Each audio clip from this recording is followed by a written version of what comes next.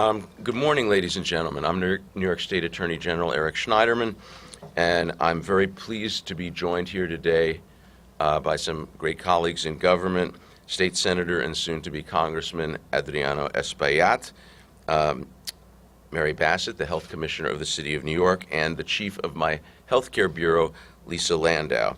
And we're here to make an important announcement about the Zika epidemic, in particular about consumer protection issues that related to protecting yourself from the Zika virus. As all of you know, the summer travel season is here. It's in full swing. Many New Yorkers visit other affected countries, travel to countries in the Caribbean and in South America peaks in the summer, and as you all are aware, that's where the Zika virus is the most prevalent and most problematic. And in New York, this is not just a matter of tourism.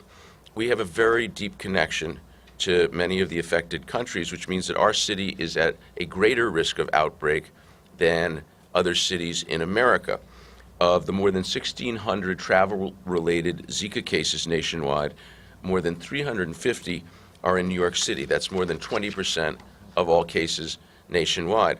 And a majority of those, significant majority of those, are related to travel to the Dominican Republic.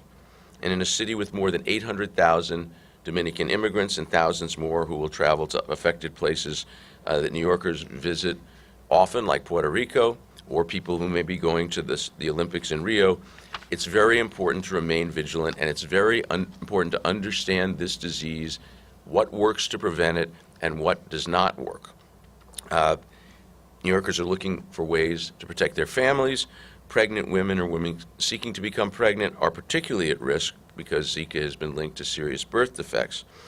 But most people infected with Zika have little or no symptoms, so they don't go to the doctor because they don't know they're sick, and there are probably more cases out there, and those folks pose an additional layer of risk. Because Zika is primarily transmitted by mosquitoes, and while there have not been any cases in New York yet where the case is a result of a New York mosquito, that unfortunately is something that will eventually come to an end. Public health authorities and our office are really trying to focus the public's attention on using EPA-registered insect repellents. These repellents contain ingredients that have been clinically proven to repel mosquitoes and other disease-carrying insects. Unfortunately, there are some companies that are taking advantage of public concern about Zika to peddle other products, such as ultrasound devices, vitamin B products, botanical oil-based repellents that have been proven to be ineffective. And some of the marketing campaigns aimed at people's desire to protect their children are absolutely shameless. We have samples of some of those products on display today. My office will not tolerate deceptive advertising under any circumstances, but certainly not deceptive advertising that could put people at risk of a serious disease by telling them that this provides real protection. That's why we have sent cease and desist letters to 7 different companies to demand that they stop advertising these types of product, such as Zika-Protective or Zika-Preventive.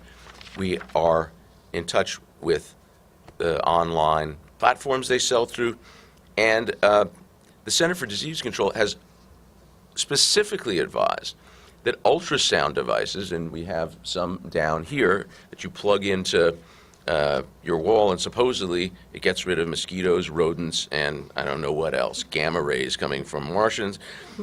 These determinations that the ultrasonic devices are ineffective is unassailable. Extensive scientific research has been done, and a blinded controlled trial of ultrasound mosquito repellents found that devices had no significant effect. In fact, some of the studies have found that they actually attract mosquitoes. So these devices have been tested, and in several studies there was an increase in the bite rate by as much as 50%. So that's probably the worst of the worst. But botanical-based, non-EPA registered repellents are really probably the most popular, and they've been shown to have little or no effect on mosquitoes.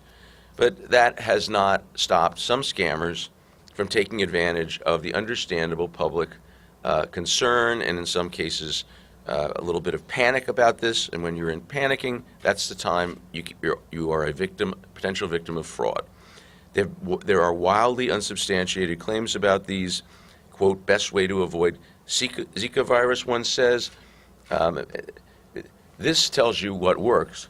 These are examples of products that don't work. For example, this is a product called Zika Shield. And Zika Shield says, specially formulated to help prevent mosquito bites that may cause the following insect-carrying diseases, 5 bands travel pack. This is a useless product, and you can see it blown up over there. But they were selling a lot of these. We sent a cease and desist letter. We're going to stop it. Another product that really is offensive, this is the ad for these little bands that people are putting on their children's arms.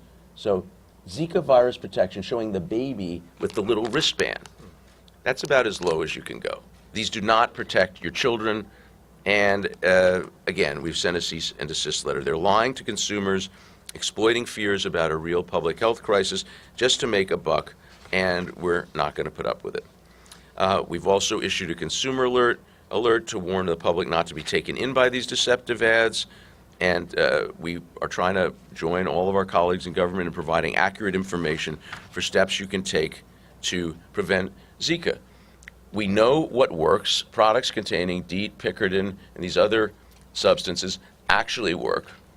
Ultrasonic devices, botanical-based patches, and there's this bizarre notion going around that vitamin B products repel mosquitoes.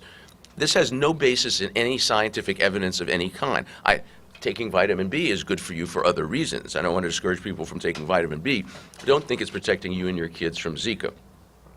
So now I'm going to say a few words in Spanish and then turn it over to my colleagues. El virus de Zika está causando mucha preocupación. Algunas compañías están engañando al público con productos que no sirven para nada. Vamos a someter a la justicia a todos aquellos que usen el tema de Zika para engañar a los consumidores. And with that, I want to turn it over to a good friend of mine, a longtime partner in government, who I last saw on the stage at the Democratic Convention in Philadelphia, being celebrated for the fact that he's about to be the first Dominican-American congressman and the first congressman who came to this country as an undocumented immigrant, a true luchador, a hero in this fight, my friend, Senator Espaillat. Thank you. Thank you, Attorney General Schneiderman, Commissioner. Thank you, Bassett, also for being here. This is very important, obviously, because this is traveling season. I know that school is over, and usually we have many families that go back to the Dominican Republic, to Mexico, to Central South America, to Puerto Rico. And they come back in August, just at the end of August, before school starts.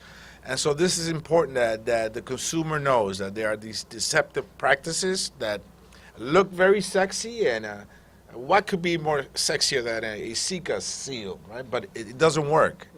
And so this is important that people know that they actually get the products that will help them.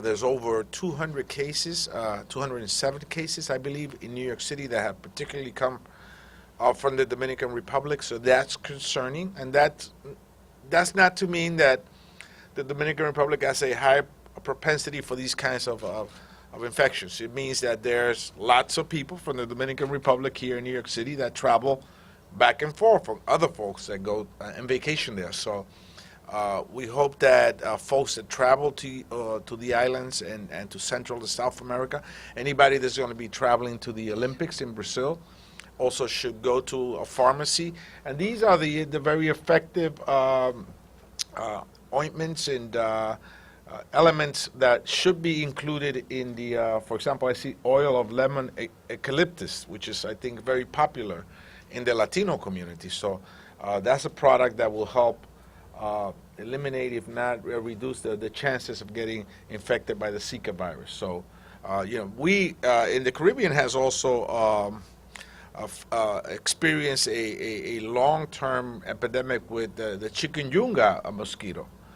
So they're familiar already with what happens when somebody comes forward with a deceptive practice or selling a scheme that will not do the work. And finally, I just want to say that the real egregious one is this wristband for the little kids. I think that that's putting lives in danger, and I commend the Attorney General for taking action against these deceptive products. I think it's important that the message gets out. Es importante que el mensaje llegue a la comunidad que hay productos que no previenen la infección del virus del Zika y que las personas que vayan a viajar a países donde en el trópico, en el Caribe, Centro Suramérica, donde hay un alto número de casos, que vayan a la farmacia y que puedan comprar los productos apropiados que están aquí a nuestra izquierda, que tienen estos elementos que ayudan a prevenir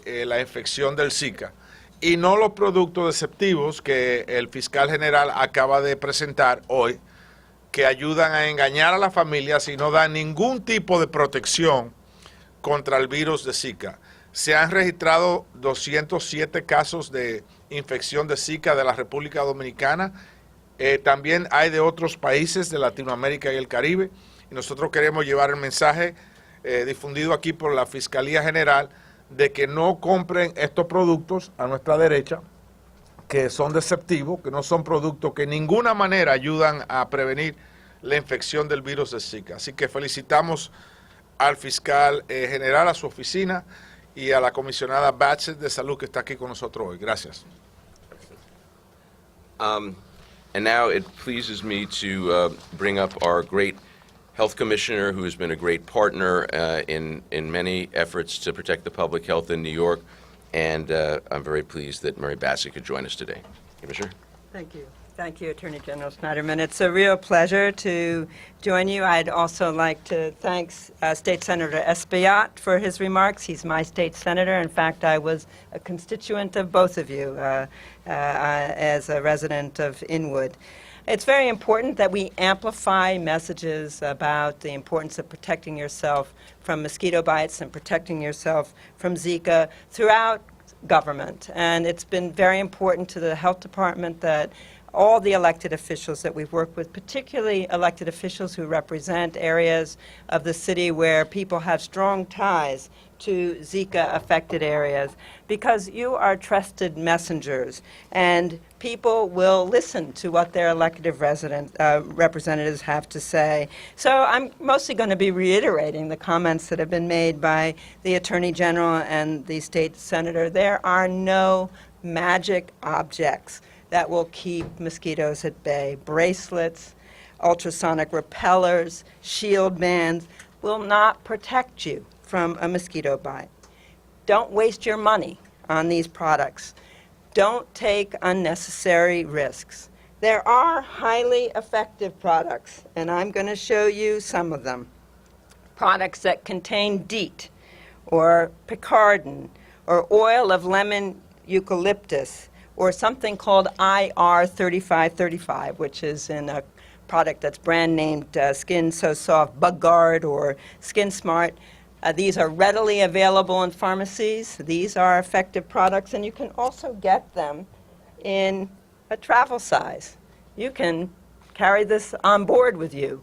You can put it in your bag or in your pocket and carry mosquito repellent with you around the city as you travel. It's also important to take measures so far as the weather and the heat allows you to wear long sleeves, wear long pants, and protect yourself against bites. Installing window screens is very important if you don't have them already, and of course, eliminating standing water. Thank you very much. I wish I could sort of put them up here, but and eliminating standing water. You've heard that the mosquito that we're most concerned about with the present outbreak is called Aedes aegypti. We don't have that mosquito here in New York City, but we do have a related mosquito, Aedes albopictus, that might transmit Zika, but it's not the mosquito that's responsible for the current outbreak. But it can lay eggs, our cousin mosquito, in standing water bodies that are small as a bottle cap. So it's very important that people empty planters, get rid of bottles, clean up the areas around them so far as they can, and call 311 if you encounter standing water that you can't handle yourself. We do not have local transmission of Zika here in New York City. And I want to reiterate that, and we're cautiously optimistic that we won't, but we are, of course, prepared for all possibilities. And I want to take this opportunity while speaking about the importance of using mosquito repellent to also remind New Yorkers of the importance of our travel warnings. And these apply to women who are pregnant, who are trying to become pregnant. If you are a woman who's pregnant or trying to become pregnant, you should not travel to a Zika-affected area. This includes most of Latin America, the entire Caribbean, and now most recently a neighborhood in Miami, Florida. Because of the risk of sexual transmission, the partners of pregnant women or women who are trying to get pregnant should also consider staying away from these areas. I know that this is a really difficult message. As Senator Espaillat has said, many people have very strong back and forth ties, important family members living in areas where there's Zika, but the risk of a birth defect is real. And just recently, we announced 2 weeks ago the first case of a baby born in New York City with microcephaly, the most severe consequence of Zika. So I also want to acknowledge the support of Mayor de Blasio in mounting an aggressive and safe mosquito control operation, and thank the Attorney General again for his efforts today in reminding New Yorkers that there are safe products that you can use as insect repellents, and there are products that are bogus. Don't buy those. Buy the ones that work. Consider buying them before you travel, because when you get where you're going, you may not be able to find effective products, and protect yourselves from Zika. Thank you again for having me here today. Thank you. Thank you. We have the patches here. Yeah. There's one last thing I want to show you, just to show how low you can go. These are little patches with animal faces on it that they tell people will protect your children. These are useless. So please, just be very sensitive and talk to your friends who may be a little more gullible. None of this stuff works. The Commissioner's shown you some of the things that work. These are the ingredients. New Yorkers are smart. We've got to be really smart about protecting ourselves here. So I hope that working together we're going to make that happen. There is a very strong mobilization of the public health and consumer protection communities and agencies in New York, but we've got to fight this together. So thank you. And with that, if you have questions, Matt will take them. Kimberly, WABC. So, Mr. Schneiderman, if these 7 companies continue to do what they do, what happens next? Well, we sent them cease and desist letters, and then the next step is we ratchet it up and move further with legal proceedings. In most cases, companies who do business nationally will just pull out of a jurisdiction where they get a cease and desist letter. But we're monitoring it. We're on it. We've been in touch with online platforms, and so far they have been quite cooperative.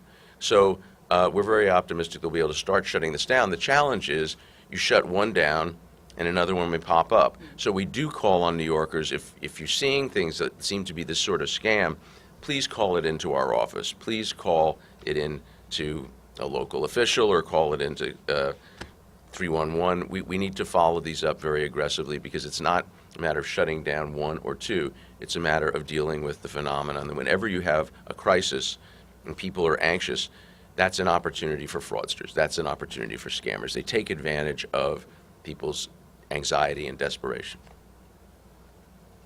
Scott Pringle, NBC News Radio. A couple of questions, just a quick follow-up. So right now, there's no basis where you can charge these companies? No, they're selling a phony product. The first step, our goal is to get this stuff off the market.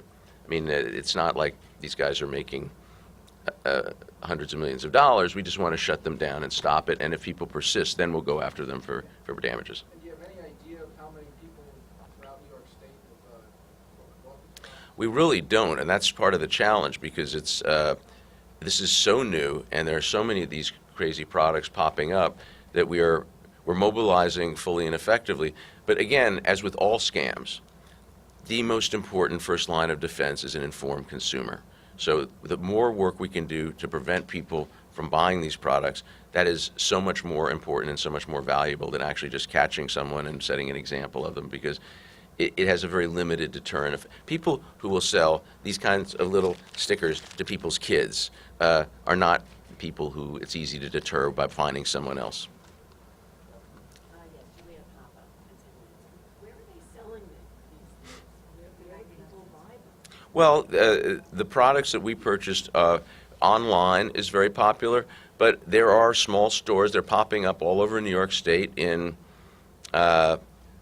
small stores, discount stores, bodegas, head shops, which should make you suspicious. Don't buy medical products in head shops, ladies and gentlemen. That's just sort of a general consumer protection guideline. But it is something that's coming on the scene very quickly because it's a relatively new crisis. So, but we are on it, and we'll do anything we can do to shut it down. Hi, Jessica Dye from Reuters. Just wondering if you've been in contact with any other cities, states, countries with regards to this deceptive advertising enforcement, for instance, Florida, or any sort of coordination going on? Well, this is all a new effort. It did come up in conversations with some of my colleagues who I saw last week. Obviously, we're working with our federal counterparts. The Center for Disease Control has provided a lot of leadership with this. The Federal Trade Commission is getting engaged. So it's a newly forming coalition. I think that one of the challenges we have with our federal counterparts is the legislative malpractice by Congress in refusing to allocate funds to deal with this epidemic. And that's something that I am hopeful people will see, that this is not a partisan issue. This is just a public health issue. Zika-bearing mosquitoes do not distinguish between Republicans and Democrats. This is something we should all be in together. Question right here. They like red. Yep. Okay? Anything else on Zika? Oh, I do have a question. Roseanne Clay, WABC. Were these purchased locally, the ones that we see here, or were these purchased online? I think the ones here were essentially all purchased online, although we have found some that you can purchase locally in stores. I just have one for Commissioner Bassett. You're addressing it with M10.1. Could you give us the latest update as to the number of cases identified in New York? Sure. New York City about it? Sure. These we update them on Wednesdays, actually, so these data will be available online today. We have, as of last Friday, 387 travel-associated cases here in New York City, 45 of whom are pregnant women. 4 of these cases were sexually transmitted, but all of them are travel-associated, meaning that the initial infection was acquired while traveling in a Zika-affected area. We've tested more than 6,000 New Yorkers for Zika, and we continue every day to identify more people who are Zika infected. So this news today, warning people how to protect themselves effectively from mosquito bites, continues to be very important. See what has and asks? Okay, back to the Zika. In terms of this company here, this product. Yes. So this isn't a new phenomenon. If they have West Nile on there, Lyme disease, so what happened in the past, maybe when they did this, and I would assume they were warned, and they're back again now with Zika? Not necessarily. A lot of these are these fly-by-night companies, which, in addition to violating, these also violate all the New York State consumer protection and labeling laws. So that's another angle that we have used very effectively at going after illegal products. And we're prepared to use all the tools in our arsenal. But a lot of these companies pop up, they're fly-by-night, can have the same principles, but they set up different vehicles for different products. I don't know if they were making these before, because Zika virus is at the top of the list. They show up when there is panic. They show up when the public is confused and agitated. Same phenomenon of people who show up after a natural disaster to prey on, say, Sandy victims. So that's what we're dealing with now. It's opportunism by fraudsters. And our first goal is to shut them down as we find them, to get these products off the market. And then for people who are persistent, we pursue them. As we pursue the individuals, the cases will evolve that they have multiple corporate shells through which they sell products. But we've been through this before. We know what we're doing. The coordination of effort among the different agencies, federal, state, and local, I think has been very good so far. And so I can say with confidence that we're on this. And again, public education is the most important thing. Everyone should, you can go on the department's website, you can go on our website. It's easy to find out what works and what doesn't work. This is not that complicated, but please, when people are selling you, wristbands or patches to protect your kids, just don't go for it. There are legitimate products for sale in drugstores, and it's easy to identify what they are. Last one.